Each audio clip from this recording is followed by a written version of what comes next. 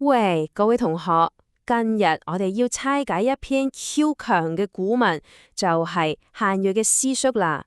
喂，你唔好聽到個名就覺得文仙喎，其實呢篇文章簡直就係一場由拜師呢嘅件事而引發出嚟嘅唐代大辯論。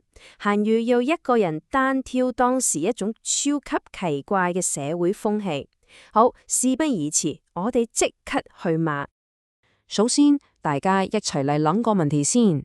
喺千幾年前嘅唐代，嗰班讀書人，即係我哋成日講嘅士大夫，佢哋竟然覺得拜個老師跟人學嘢係一件好臭好淤嘅事，試咪好難想象啊！究竟佢哋個腦諗緊啲咩㗎？你睇下呢度就係證據赤座啦。韓愈喺文入面寫到，喺嗰班士大夫嘅圈子裏面，只要有人夠膽講老師、學生呢啲字，哇，成班人就會即刻圍埋一齊指住佢嚟笑，真係誇張到啦，覺得好似懲教人士犯法咁啫。就喺呢一個咁奇怪嘅風氣之下，我哋嘅主角韓愈終於睇唔過癮，決定要出手啦。佢要用一篇文字話俾全天下人知，到底老師係做啲咩嘅？點解我哋每一個人都一定要有老師？介紹翻先，呢位就係韓愈啦。雖然佢當時只係一個官位唔算好高嘅教官，但佢真係非常有 guts， 夠膽挑戰成個社會嘅奇怪諗法。佢決定要用文字嚟一場絕地大反擊。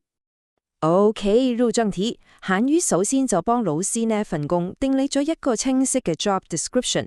佢話老師有三大職責：第一係傳道，即係傳授做人嘅大道理，儒家嘅核心價值觀；第二是授業，就係教你具體嘅知識同技能，好似古代嘅經典著作；而第三就係解惑，即係好似開 Q&A session 咁，幫你解決所有學習上遇到嘅奇難雜症。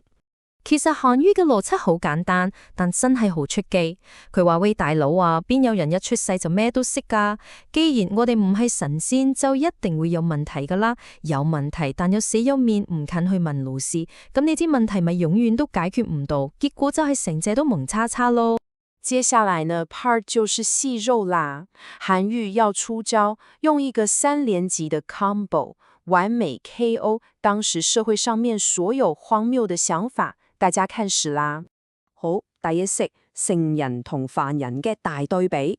韓愈話：你睇下古代好似聖人，學問已經勁到冇人有，但係佢哋依人好謙虛咁嘅去拜師學習，結果就變得更加有智慧，即係聖益聖。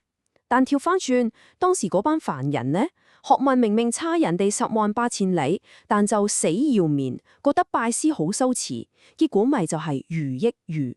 越嚟越愚蠢咯，你話係咪好諷刺呢？第二式就係對個仔同對自己嘅雙重標準。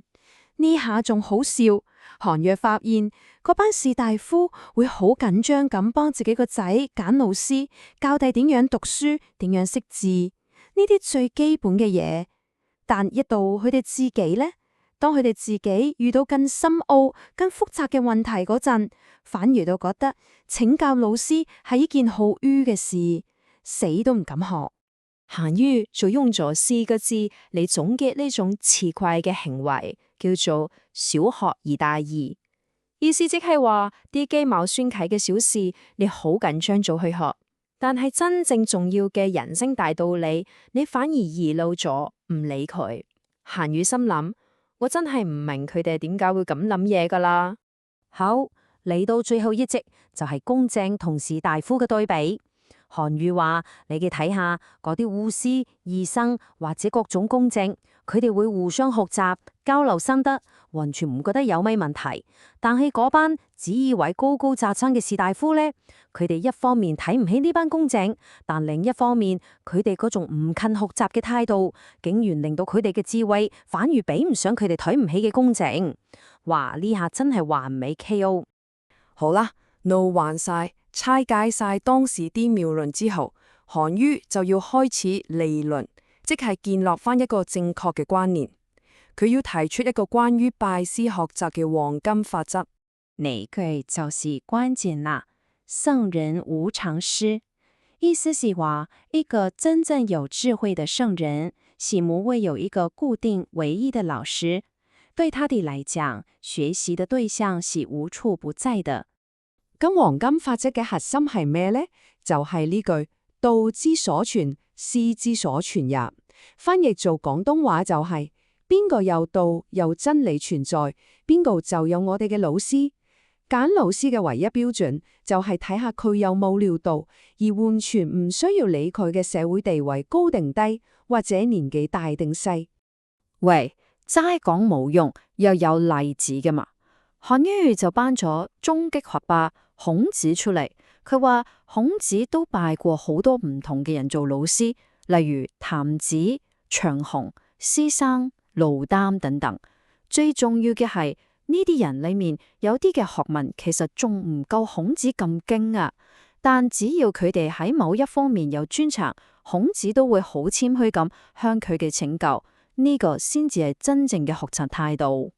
講到呢度，你可能會問，哇，講咗咁呢單頭尾故仔，聽落好似好有道理，但到底同我們今時今日有任何關係呢？原來啊，韓愈寫呢篇詩書，並冇是純粹為咗拗人、發表偉論。佢其實係託登寫嚟送俾佢一個學生嘅，個學生叫李鵬，嗰陣時得17歲嗰層，可能同在座好多同學嘅年紀差唔多。喺文章嘅最尾，韓愈就寫低咗呢句，佢話：我真是好欣賞李鵬呢位同學，因為佢夠膽不誅於時，唔理當時社會嗰啲奇怪風氣，堅持行翻古人拜師學習呢條正確嘅路。所以我睇定寫呢篇詩作嚟送俾佢，鼓勵下佢。原來成篇文係一份送俾學生嘅禮物，同埋一張家書狀。好，嚟到最後，我想留翻一個問題俾大家一齊諗諗。韓愈講嘅老師三大職責：傳道、授業、解惑。過咗千幾年，到咗今時今日呢個年代，我哋有 Google 有 AI， 知識好似撳個掣就出晒嚟。咁老師嘅角色係咪已經可以被取代呢？韓愈講嘅嘢係咪已經 out 咗呢？